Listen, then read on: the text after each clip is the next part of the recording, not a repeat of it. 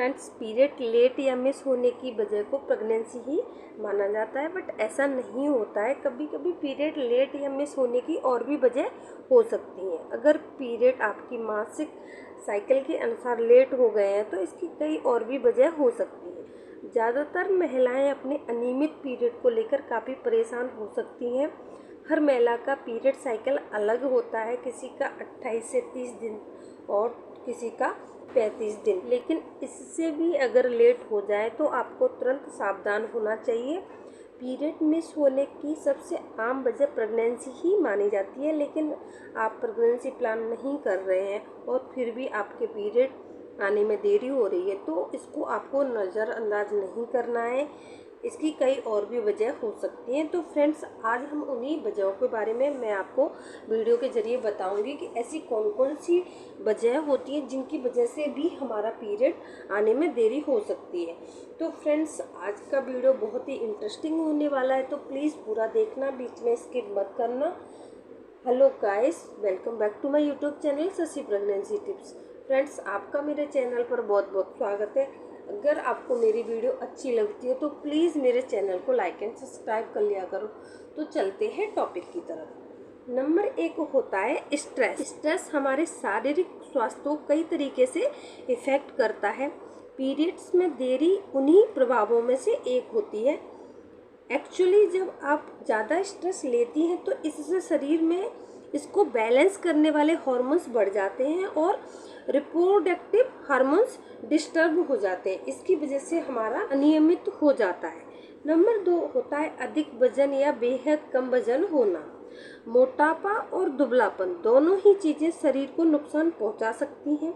मोटापे की वजह से भी मासिक चक्र अनियमित हो जाता है और वजन कम होने की वजह से भी इनरेगुलर पीरियड की प्रॉब्लम हो सकती है। नंबर 3 होता है मेनोपॉज।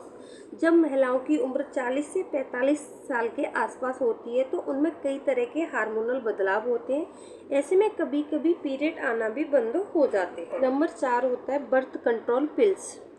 गर्भ निरोधक गोलियों का इस्तेमाल या फिर अन्य मेडिसिन की इस्तेमाल से भी पीरियड्स इनरेगुलर हो जाते हैं। ऐसे में पीरियड्स कम आते हैं या फिर जल्दी जल्दी भी आने लगते हैं।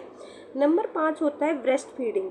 ब्रेस्ट फीडिंग भी इनरेगुलर पीरियड की वजह से बन सकती है। कई महिलाओं को तब तक पीरियड नहीं आते जब तक वो अपने बच्चे को ब्रेस्ट फीडिंग कराना बंद नहीं कर देती हैं। तो फ्रेंड्स, ब्रेस्ट फीडिंग भी इनरेगुलर पीरियड को इफ़ेक्ट कर सकती है। नंबर 6 होता है थायराइड। थायराइड की किसी भी तरह की समस्या होने पर भी आपको पीरियड पर बुरा प्रभाव पड़ सकता है। तो फ्रेंड्स, अगर आपको किसी भी तरह का थायराइड है तो भी आपको ये प्रॉब्लम हो सकती है। आपको इनरेगुलर पीरियड की प्रॉब्लम हो सकती है, या तो आपका पीरियड जल्दी आने लग जाएगा या फिर देरी से आने लग जाएगा।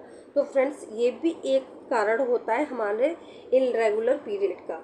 तो नंबर 7 होता है दिनचर्या में बदलाव। तो फ्रेंड्स, अपने दिन भर के शेड्यूल में चेंज की वजह से भी इनरेगुलर पीरियड की समस्या होती है। लेट नाइट तक काम करना, एक सिटी से दूसरे सिटी में जाना, इस तरह से हमारा डेली रूटीन बदलाव रहता है। जब आप अपनी नॉर्मल दिनचर्या में वापस आ जाती है तो यह प्रॉब्लम काफ़ी हद तक कम हो जाती है। तो फ्रेंड्स, आजकल का जो लाइफ स्टाइल है उसकी वजह से भी इनरेगुलर पीरियड की प्रॉब्लम हो जाती है।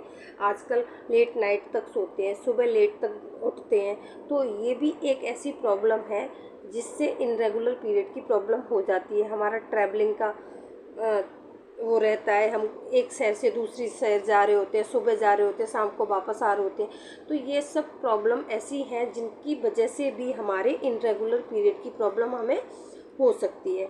तो फ्रेंड्स, ये थी कुछ ऐसी वजह जिनकी वजह से हमारा पीरियड अनियमित हो सकता है, हमारा पीरियड इनरेगुलर हो सकता है।